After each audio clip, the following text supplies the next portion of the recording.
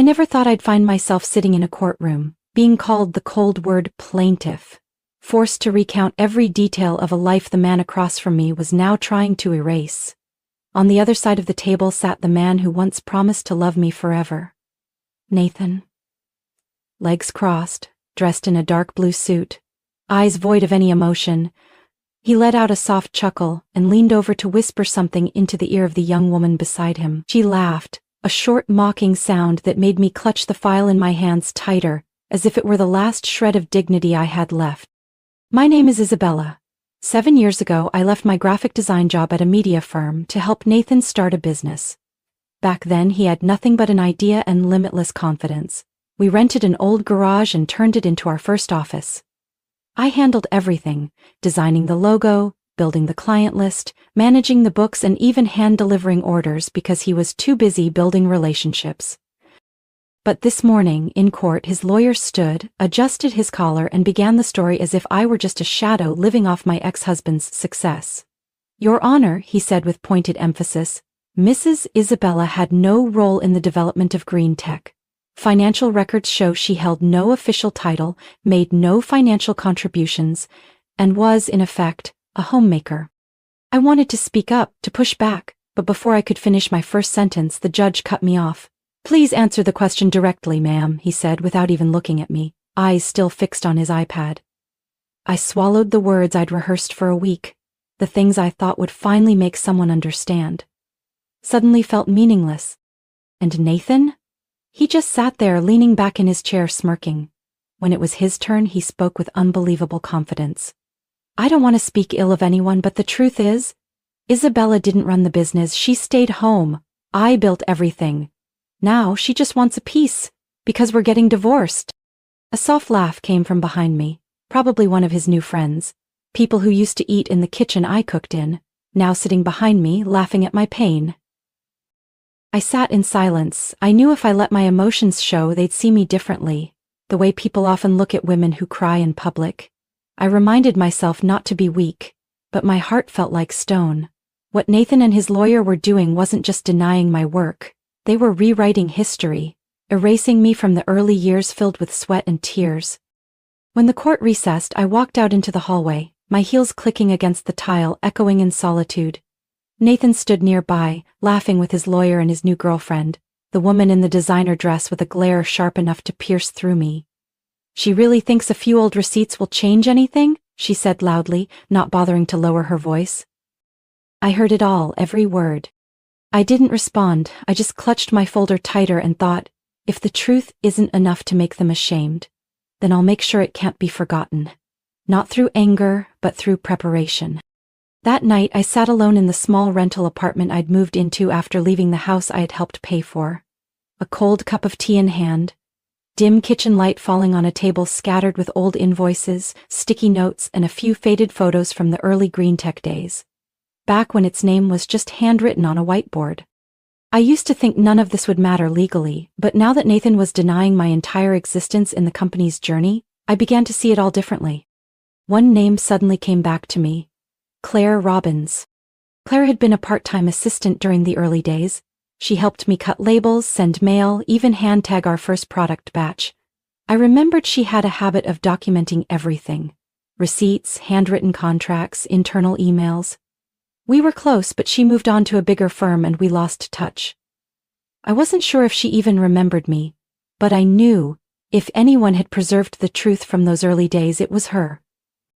I found Claire on LinkedIn after nearly 2 hours of digging through old contacts. Her new profile picture was from a tech conference, more polished than before, but the same careful, diligent eyes. I didn't message her right away. Instead, I wrote an email.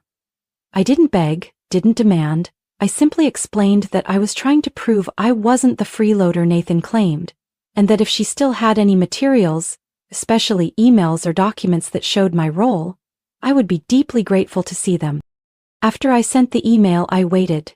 Each hour crawled by. Finally, at 11 p.m., I received a reply. Isabella, I still have everything. Meet me tomorrow afternoon, I think. It's time the truth is told. The next day, I drove to a small cafe on the west side of town, just a few buildings from Claire's current workplace. When I walked in, she was already seated, a laptop open and a thick folder beside her. I didn't even have time to speak before she stood, pulled out a chair for me and said quietly, "I never thought I'd need these. But he was wrong to think he could erase you." We sat for over 2 hours. Claire handed me printed copies of work emails between me and Nathan, the ones I had typed on the office computer but never saved. There were also old files she had backed up from early budget proposals, listing my responsibilities, sourcing materials, managing orders. Some documents even bore my signature alongside Nathan's on pitch decks sent to early investors. But the most powerful one was a handwritten draft of a company ownership agreement I had completely forgotten about. 35% for me, 65% for Nathan. We both signed it late one night before the company was legally registered. I still remembered Nathan saying, "Let's just write it down for now. We'll do a proper contract later." That later never came. I looked at Claire, my voice shaking. "Why did you keep all of this?" She leaned back and smiled slightly. "Because I admired you, and I couldn't stand seeing you treated like you never existed." I brought everything home, scanned each document onto a separate USB and labeled the folder Living Proof. That night, I didn't sleep, but not because of fear. For the first time during this trial, I felt hope. Nathan may have erased my name from the company's front door, but he couldn't erase me from its past. Because someone had saved it for me. And this time, I wasn't going to let anyone bury it under the label of invisible. Claire advised me to find a lawyer experienced in divorce cases involving disputed business contributions. It took me 3 days to gather myself, list reputable firms in the area, and finally settle on one name that stood out right away: Elaine Porter. Elaine wasn't what I expected. She was a few years younger than me, had softly curled hair, thin-rimmed glasses, and a voice both calm and firm. Her office was in a red crew brick building in downtown Portland, modestly decorated yet precise in every detail. I walked in holding the USB and that thick folder. Everything Claire had given me. "Ms. Isabella, I've read your preliminary case summary," Elaine said as we sat down. "Before we begin, I need to ask, are you ready to go all the way with this?" I didn't hesitate. "I don't want pity. I want the truth recognized." Elaine nodded. Her gaze shifted from cautious to focused, like a warrior stepping into a battlefield already chosen.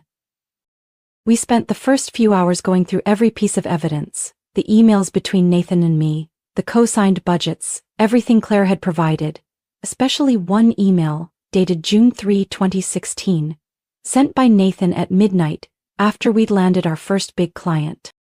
"I don't know how you pulled off that inventory mess, but you just saved this company. Without you, Green Tech would probably be under a bridge right now." Elaine read it, paused, and then said softly, "This one sentence is worth more than anything his lawyer could ever say." We began reconstructing a detailed timeline. Every invoice, every old bank transaction, every transfer receipt I had made from my personal account to the company account, in the early days, was categorized by Elaine. She even hired a forensic accountant, Patrick Yoon, a specialist in financial analysis for divorce disputes, to start digging deeper into Green Tech's books. A week later, Patrick sent over his preliminary report. And that's when everything changed. According to the analysis, between 2015 and 2018, there were multiple transactions labeled as external investments or emergency funding, but the source traced back to my own account, not once, 9 times, adding up to nearly $72,000, 0 cents. Money I had withdrawn from my personal savings to keep the company afloat during its toughest years. I used to think, well, what's mine is my husband's too. Turns out, in court, that definition doesn't exist. Elaine reviewed the report and turned to me. "If we can prove that these so-called investments were systematic, and that he deliberately left them out of the divorce filings, this isn't just a property dispute, it's financial concealment." I sat in silence, overwhelmed. A part of me still wanted to believe Nathan was just selfish, not malicious. But numbers don't lie. They tell the truth clearer than any excuse ever could. We began preparing a rebuttal file. Elaine sorted each piece of evidence: thank you notes, work emails, invoices, transfer receipts, and most importantly, the handwritten company ownership agreement. "We need to turn this into a narrative, a clear timeline with matching evidence at each step," Elaine said as she pinned color-coded notes across the whiteboard behind her. And for the first time in months, I didn't feel alone anymore. I learned how to ask the right questions, how to read legal clauses, and what it meant to distinguish between formal titles and real impact in a small business. Elaine didn't treat me like a victim. She treated me as a collaborator with a voice in her own case. One afternoon while reviewing documents, Elaine chuckled softly. He thought he could wipe you out of everything just by removing your name from official records. But he left the clearest trail in the last place anyone would look. I raised an eyebrow. Elaine pointed at the closing lines of an email Nathan sent me in 2017, during the rushed preparation for a new product launch. I couldn't do this without you. You're the backbone of it all, Isabella. You don't call someone the backbone of a company if they were just sitting at home spending money. I pressed my lips together. Something shifted in me. It wasn't rage. It wasn't triumph. It was a cold, sharp resolve. I would bring the truth into the light. Not for revenge, but so I wouldn't be erased from the story I had helped write with my youth. The second hearing began on a gray Wednesday morning, but the atmosphere in the courtroom was nothing like before. I walked in with Elaine holding an organized binder, shoulders straight and eyes steady. Nathan was already there. He still looked polished, slicked back hair, dark blue suit, but there was something uneasy in his posture. And what I noticed first, his fiancée was no longer with him. The judge reviewed the file Elaine had submitted 3 days prior, containing the thank you email, account statements, the handwritten ownership draft, and Claire's signed statement. He nodded slightly, then asked the plaintiff to begin. Elaine stood, voice calm but firm. Your Honor, we're not here today to debate emotions. We're here to present a complete picture, that my client, Mrs. Isabella Reed, was not just a wife. She was an integral part of GreenTech's operations from day one. No title, but undeniable substance. She displayed the numbered exhibits, each appearing on the large courtroom screen. The email reading, I couldn't do this without you. The transfer receipts, dual-signed proposals, and the 2015 handwritten ownership note. Nathan sat frozen. When Elaine read aloud the June 2016 email where he said, I saved the company, I saw his hand gripping the side of the chair. No more smug smiles, no whispered side comments. Just a tense silence, stretched tight. Nathan's lawyer stood to object, claiming the documents lacked legal weight and could have been fabricated. But the judge didn't dismiss them outright. This court needs time to verify authenticity, he said. If these are valid, they hold considerable weight. Elaine continued. We have also contacted former employees from GreenTech's early days. Individuals who can confirm that Mrs. Reed was more than a homemaker. She coordinated orders, managed vendors, and dealt with operational issues firsthand. A man in his early 40s took the witness stand. Mark Evans, former warehouse ops staff. He wore a plain gray shirt, calloused hands showing years of manual labor. I remember Ms. Isabella clearly, he said. Whenever an order went wrong, she was the one in the warehouse checking boxes. Nathan rarely showed up. We used to call her the shadow boss because, honestly, she was the only one who kept things moving. Next was testimony from Hannah Liu, a former intern who's now a communications director at another firm. She confirmed that I trained her step by step from handling suppliers to customer responses. Their testimonies were like hammers cracking through the shell Nathan's legal team had built. The judge called a 30-minute recess to deliberate and ordered GreenTech to submit internal records from 2015 to 2018. As Nathan left the courtroom, his shoulders slumped, eyes stripped of confidence. He leaned toward his lawyer and whispered something, but I no longer cared. I had told my truth, and for the first time, someone was listening. During the break, Elaine handed me a bottle of water. You're shifting the entire case, Isabella. I shook my head gently. I'm just telling the life I lived. She smiled. Not everyone has the courage to turn memories into evidence, but you did. When court resumed, the judge announced that a broader investigation would be opened to verify the legitimacy of the funds I transferred to the company, including appointing an independent audit to examine questionable transactions. Nathan's face turned pale. A week after the hearing, Elaine called me to her office after work. Her voice was steady, but there was something sharper behind it, like a blade waiting to be drawn. Patrick sent the supplemental audit results, she said as I walked in. And this time, it's not just sloppy reporting. It's intentional concealment. I sat down, my stomach tightening as she laid out the printed pages, documents showing GreenTech's financial transactions from the 3 years leading up to the divorce. He transferred over $120,000, 0 cents, into an account under a shell company, Northbridge Solutions LLC, based in Delaware, just 6 weeks before the divorce papers were filed. Elaine pointed to the detailed breakdown. I was stunned. What's Northbridge? Nothing, she replied. We looked into it. It has no employees, no business activity. It's just a placeholder, a place to hide funds, to lower the value of shared assets before the split. I clenched my fists. That was money I once believed was part of ours. Built from our effort. Our sleepless nights budgeting and marketing with my own credit cards. I never thought he'd quietly scrub the account before leaving me to walk into court looking like a freeloader. Patrick uncovered one more surprise. Buried deep in a mislabeled internal folder, likely hidden within the accounting system on purpose.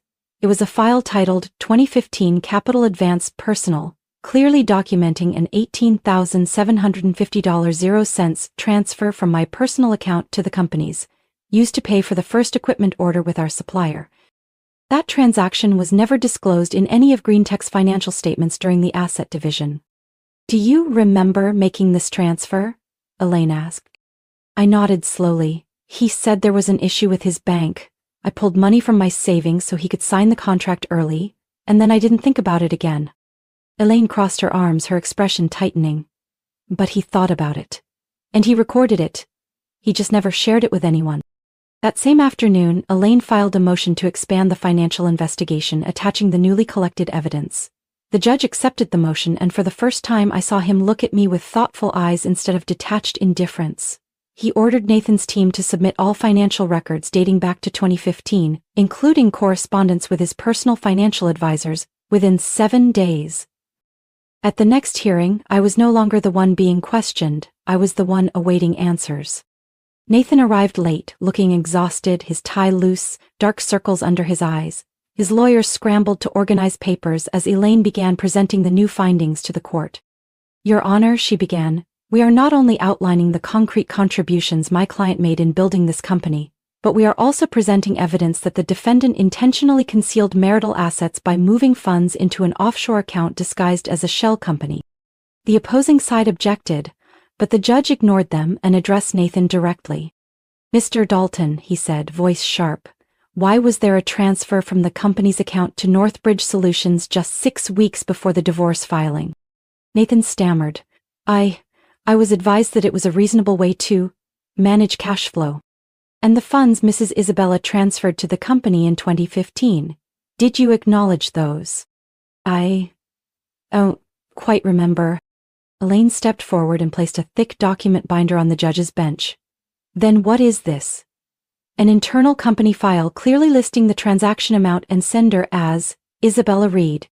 No further objections, just a long, heavy silence. The judge leaned back in his chair and set down his pen. The court will consider placing a temporary hold on Mr. Dalton's assets until the financial investigation is complete. Nathan lowered his head to the table, and for the first time in months, I exhaled, fully. News of our case spread faster than I expected. A local business publication ran a feature on the divorce lawsuit, referring to compelling evidence that shifted the entire course of a startup separation case. It didn't mention me by name, but anyone who knew GreenTech in its early days understood who the unofficial co-founder was. 3 days after the hearing, Elaine received a call from Nathan's attorney. They requested a private meeting off the record. We agreed. The meeting took place in a quiet conference room on the 18th floor of a glass tower. Nathan was there with just his lawyer, both visibly uneasy. Elaine sat calmly beside me, composed as if she already knew exactly what would be said. We're offering a one-time payment of $780,000 0 cents, Nathan's lawyer began. In exchange, your client agrees to waive any co-founder claims and to keep the matter private. I didn't need to hear more. I turned to Elaine and gently shook my head. She understood immediately. No, she said firmly. My client is not looking for a payout in exchange for silence. She wants the truth formally recognized. That can't be bargained away.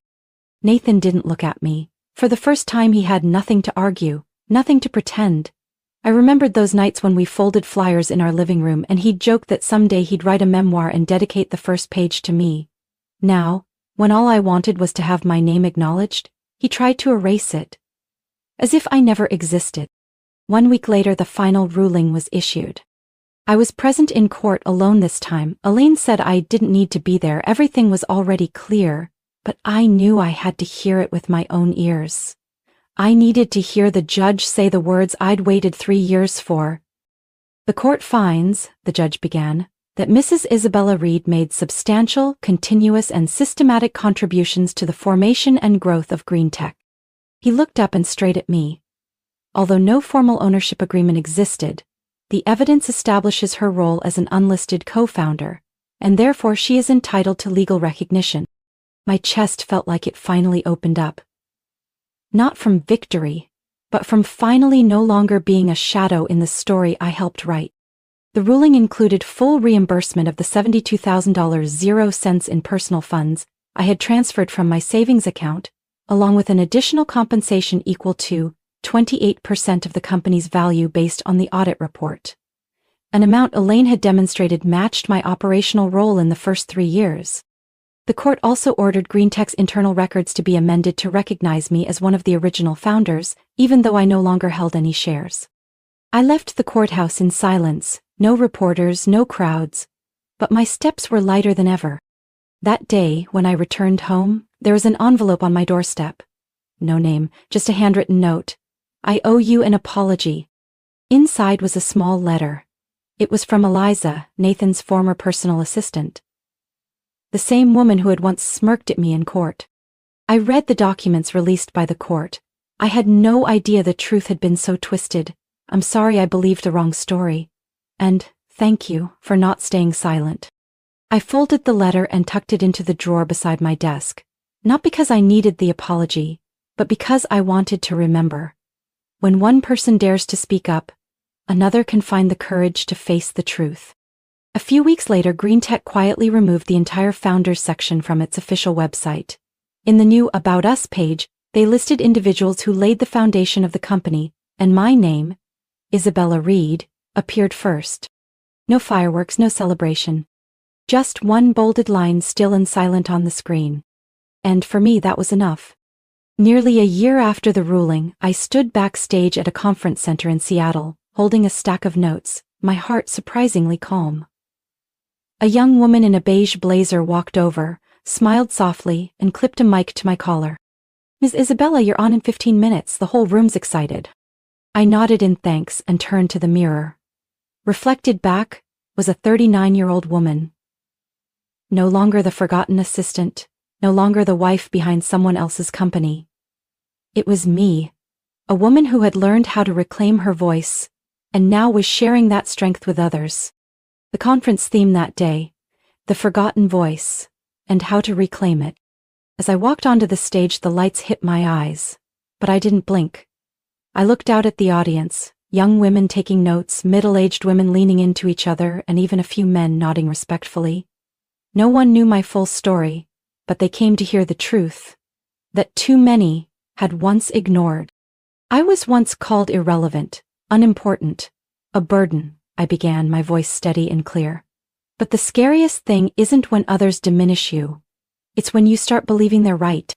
I spoke about my journey, from late-night contract writing to draining my savings account, from courtroom dismissals to the moment a judge read my name as a co-founder. I didn't aim to make anyone cry. I just wanted them to understand one thing. Silence is never the way to hold on to who you are. When I finished, the room rose in applause. A young woman came up and hugged me tightly. "I was about to leave my startup," she said, "because everyone said women don't belong, but thanks to you, I'm not walking away." That night I returned to my hotel, opened my laptop and stared at the words I had just typed. Read and Rise Consulting, because your voice builds foundations. I hadn't decided to start a company just yet, but I knew this time the dream wouldn't be borrowed and my name would be the first one signed. 3 months later, I officially launched Read and Rise Consulting, a small but ambitious firm dedicated to helping women navigate startups, financial disputes, and the kinds of legal situations they once feared facing alone. My first client was a single mom named Danielle, whose ex-boyfriend had taken full control of the profits from the cafe they opened together. After hearing her story, I looked her in the eyes and said, "I've stood exactly where you are, and we're walking out of it together." And I didn't just work, I started writing. My pieces on invisible labor, uncredited intellectual ownership, and the importance of clear agreements from the start were shared thousands of times. A small business journal called me the woman redefining unofficial contributions in startups. I didn't give interviews, I just kept going, quietly, because I knew it wasn't my name that needed to be heard, it was the lived experiences of thousands of women who had been erased from the dreams they helped build. One late autumn afternoon, I returned to my office after signing a new project and found a bouquet on my desk. No card, just a small handwritten note. Thank you for not staying silent, for going first and clearing a path for those still afraid to stand. JM. I didn't know who JM was, but I smiled. Because I understood sometimes the biggest win doesn't happen in court. It happens when your story becomes the reason someone else starts theirs. On a winter afternoon, while I was editing a presentation for an upcoming seminar in Denver, Elaine called. "You're not going to believe what just happened," she said, her tone playful. I put her on speaker while still typing. "You know I've learned not to be surprised anymore." "Well then, what if I told you? Nathan just resigned as CEO of Green Tech." I froze. For a moment the room felt still, like sound itself had disappeared. "Official reason is personal stress and a desire to focus on himself," Elaine continued. "But word is the board's internal audit and extra financial reviews had a lot to do with it." I didn't feel triumphant. Honestly. I just sat there, watching the soft light stream through the white curtain, and felt something deep. Not victory, but closure. I never wanted him to fall. I just wanted to be acknowledged for being there. And now, I didn't need words to prove it. The action spoke louder. From a company that once denied my role, to hundreds of messages filling the inbox at Read and Rise. One of them was from Juliet, a schoolteacher in Wisconsin. She wrote, "I used to think I shouldn't ask for anything because people told me I was just a wife. But after reading your article on invisible contributions, I spoke up when my husband tried to sell our home without asking." Your lawyer was right. When one person speaks, others find the courage to live honestly. I printed that letter and pinned it beside my desk, not out of pride, but to remind myself, this path I walked wasn't just for me. Every time I share my story, someone asks, "Do you ever regret not speaking up sooner?" And I always answer honestly, yes, but I'd regret it more if I had stayed silent forever. I used to think my worth only existed if someone else acknowledged it, but in the end, I realized it was never gone. It had just been buried under raised eyebrows, dismissive looks, and sweet words meant to keep me behind the curtain. And I, out of love, out of trust, out of fear of conflict, once accepted that. Not anymore. Because the truth, no matter how long it's buried, rises like spring water from the earth. I didn't write a book. I didn't want to be anyone's role model. I just told a story many women have lived, but never dared to say out loud. I never mentioned Nathan by name in any of my talks. Not out of avoidance, but because I knew people wouldn't remember me for who denied me. They'd remember me for choosing not to deny myself. Near the end of the year, I returned to the old house in North Portland, the one Nathan and I lived in during our early years. The new owners had remodeled most of it, but the white fence was still there. I stood at the gate for a long time. I didn't knock. I just looked. I used to think that place was my ending. Now I understand, it was just a pause. On the drive home, I rolled down the window. The wind was cold but calming. I smiled. No more bitterness, just release. I know I can't turn back time, but I can keep moving forward, day by day, with the belief that my voice has weight, and the truth I held on to was never meaningless. Some wounds never heal the way people expect, but some scars, when acknowledged, become badges. And I carry mine not to show off but to remind myself. I walked out of the shadows, not with hatred, but with the light I made for myself. Isabella's story is proof of a truth that never changes. Real worth doesn't lie in titles or outside recognition. It lies in one's conviction and belief in themselves. Despite being dismissed, overlooked, or erased, she chose to rise. Not for revenge, but to reclaim her voice and dignity. In a world where silence was once considered safe, Isabella showed that sometimes speaking up is what opens the door to true freedom. What do you think of Isabella's journey? Have you witnessed or experienced something similar? Share your thoughts in the comments. And don't forget to follow the channel for more powerful emotional stories about life and family.